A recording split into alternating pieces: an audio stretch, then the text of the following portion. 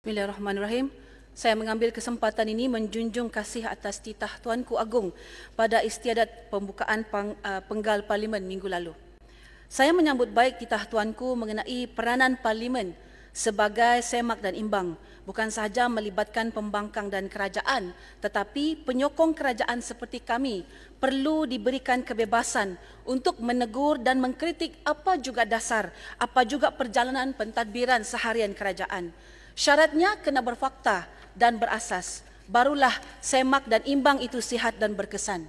Mereka yang berkuasa jangan pula terasa hati dan bersikap menghukum bila ditegur. Kita di sini sama-sama untuk perbaiki mutu penyampaian dan cara pelaksanaan kepada rakyat. Tuan Yang di-Pertua, Rabu lalu saya mendengar dan meneliti jawapan daripada Yang Berhormat Timbalan Menteri Petra mengenai peruntukan bagi menyelesaikan isu air di Sabah.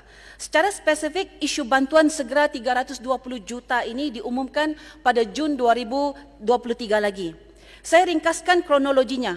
Jun 2023 diluluskan 320.25 juta dan pelaksanaan projek dijangka 6 hingga ke 8 bulan. Mei 2024, kira-kira setahun selepas itu tiada kemajuan. Bantuan yang dikatakan segera tersebut masih tidak sampai-sampai. Julai 2024, Menteri Kerja Raya Sabah kata Julai atau Ogos proses perolehan selesai. Terbaru Februari 2025, kita dimaklumkan SST dijangka keluar pada suku kedua tahun 2025. Dan bantuan segera tersebut yang hanya dapat dilaksanakan setelah 2 tahun, bukan 320 juta ya, ianya 300 juta. 200 juta memang telah diluluskan di bawah RMK 12, yang mana hanya 100 juta sahaja tambahan peruntukan yang diluluskan. Dan lagi, pengumuman tersebut berbentuk pinjaman, bukan bantuan secara one-off atau grant begitu. Maksud dia, kerajaan Sabah kena bayar balik kepada persekutuan. Ini pemahaman saya melalui jawapan Yang Berhormat Timbalan Menteri di Kamar Khas tempoh hari. Tuan Yang di-Pertua, sekali lagi, saya cukup kecewa dengan perjalanan projek di Sabah. Ini bukan projek buat menara, ini bukan buat projek resort, ini projek air, keperluan asas. Sudahlah diumumkan sebagai bantuan, ingatkan kena bagilah, rupanya pinjaman. Disebutkan dilaksanakan paling lewat 8 bulan, sekali 2 tahun baru projek berjalan. Apa ni?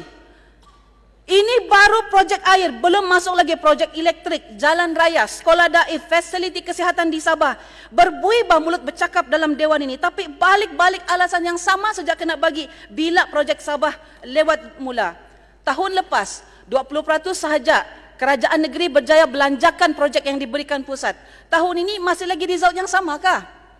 Saya pernah cakap benda ni, bila kerajaan Sarawak sudah tahu mereka akan dapat projek untuk dilaksanakan sendiri, apa yang kerajaan Sarawak lakukan? Diorang terus buka iklan pengambilan 300 jurutera dan pegawai berkaitan. Tapi Sabah, apa tindakan? Selepas saya suarakan tahun lalu, akhirnya baru-baru ini kerajaan Sabah mengiklankan pengambilan 32 jurutera, 5 arkitek dan 108 penolong jurutera. Jadi ada juga guna saya bising-bising dalam parlimen, bahkan. Terima kasih.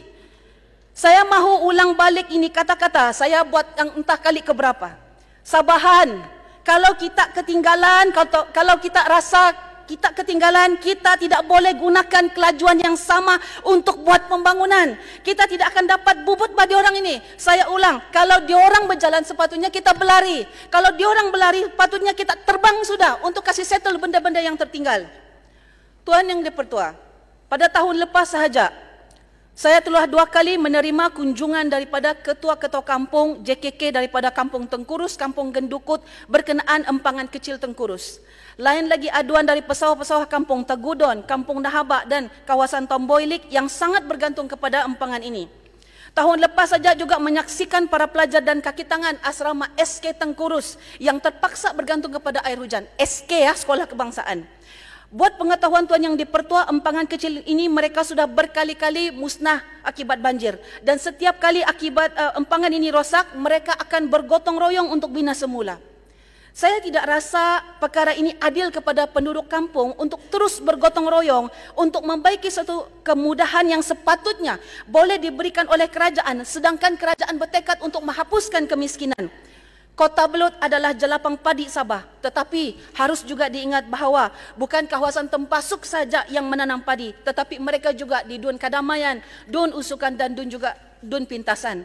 Saya pohon untuk JPS melakukan penyelesaian once and for all kepada semua permasalahan ini, meliputi pengairan untuk penduduk kampung, sekolah dan penanaman padi. Tuan Yang di-Pertua, satu lagi masalah yang agak besar di hospital kerajaan sekarang ialah kekurangan doktor di seluruh negara. Di Kota Belud contohnya, berlaku peningkatan aduan oleh rakyat yang berpunca dari kekurangan pegawai perubatan di hospital. Masa menunggu terlalu lama di hospital Kota Belud telah banyak kali saya suarakan.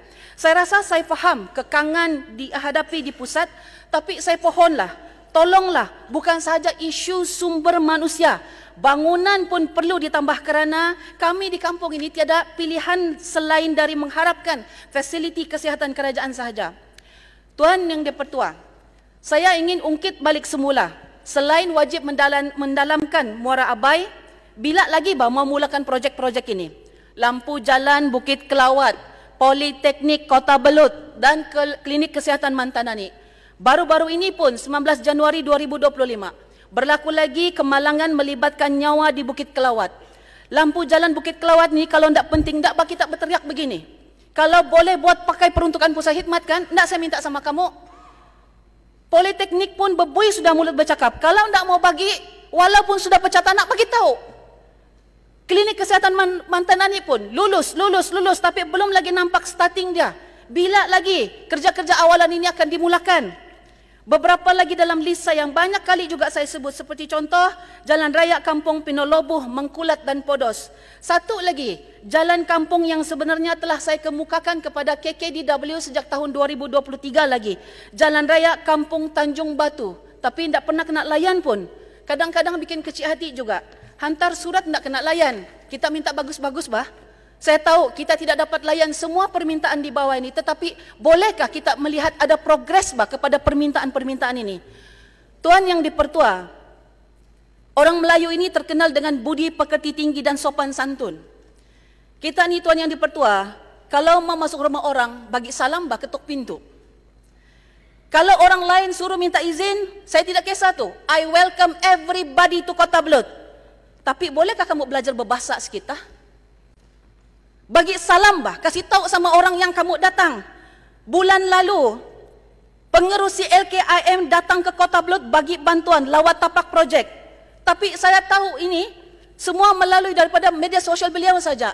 Di Kota Belud ini kami ada pemimpin bah. Di Kota Belud ini ada wakil rakyat dia bah.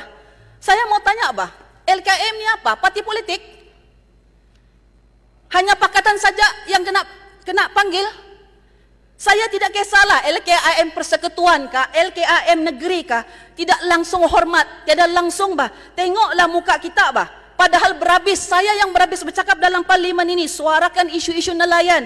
Pasal projek penempatan semula nelayan Kampung Bira-Biraan Kota Belud yang berapa tahun sudah tergendala. Tahun lepas, berapa puluh rumah terbakar di Kampung Kuala Abai, Kampung Buah Pandai. Apa? Diorang tu bukan nelayan? Apa? Saya ni patung sajakah di kawasan? Kalau begini cara kita bekerja, kita tidak akan pergi mana-mana bah. Dan tolonglah jangan jadikan alasan PRN itu sebagai alasan untuk tidak jemput YB di kawasan itu ke program kamu. Tuan Yang di-Pertua, ini lagi soal selenggara jalan di Sabah. Saya tidak faham kenapa kita masih mahu kekalkan orang yang tidak pandai buat kerja. Balik-balik isu yang sama sejak di Sabah ini. Jalan berlubang, tampal-tampal, minggu depan lubang lagi balik. Sampai ada yang meninggal bah pasal lubang. Dan perkara ini bukannya berlaku di kampung, di KK, di bandar. Mana bah syarikat konsesi yang mengurus Jalan Raya Kota Belud ke Kota Kinabalu, Jalan Raya Kota Belud ke Kudat, Jalan Raya Kota Belud ke Ranau Bypass. Kerajaan sudah lantik syarikat kamu untuk selenggara, pantaulah. Kalau jalan sudah teruk, buatlah kerja kamu. JKR Sabah, jangan takut untuk hukum syarikat yang tidak buat kerja Syarikat menteri kah, syarikat TYT kah, syarikat kamu kah, kalau tidak perform, pecat dan ganti dengan yang baru. Jangan kasih bazir duit rakyat. My dear fellow Sabahan, sampai bila bah kita mau jadi negeri yang miskin? Sampai bila kita tiada air, jalan raya berlubang-lubang? Sampai bila bak elektrik kita ni mati-mati? Sampai bila kita mau kasih salah Malaya saja? Sampai bila bak kita mau kasih salah orang lain untuk nasib kita? Kamu fikir Sarawak hari ini berjaya di orang hari ini dalam sekelip mata? Baru 10 tahun yang lalu, 5 tahun yang lalu, kemarin? Tidak, bah. My fellow Sabahan, sampai bila kita jadi generasi yang mau tunggu gula-gula setiap kali pilihan raya? Sampai bila kita jadi generasi yang ada duit baru ada undi? Sampai bila kita dihidangkan dengan YB rasuah dan rakyat selama-lamanya miskin? Sampai bila lepas itu kita kasih salah orang lain atas nasib kita, kemunduran kita? My dear fellow Sabahan, kita ini mahal, bah. Kita ini ada harga diri, bah.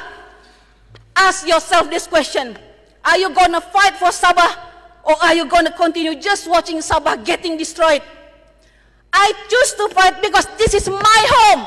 I choose to fight because saya sayang Sabah saya. Kita sayang wilayah kita.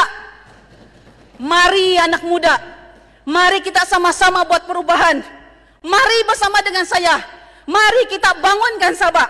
Marilah kita jadi generasi Sabah yang bekerja. Mari kita jadi generasi yang berhabis bah untuk rakyat dia. Mari kita jadi wakil rakyat YB yang bekerja untuk Sabah. Mari kita jadi penjawat awam yang berhabis bah menjalankan amanah untuk orang Sabah kepada kamu. Dari pejabat daerah sampai JPS, sampailah JKR Sabah.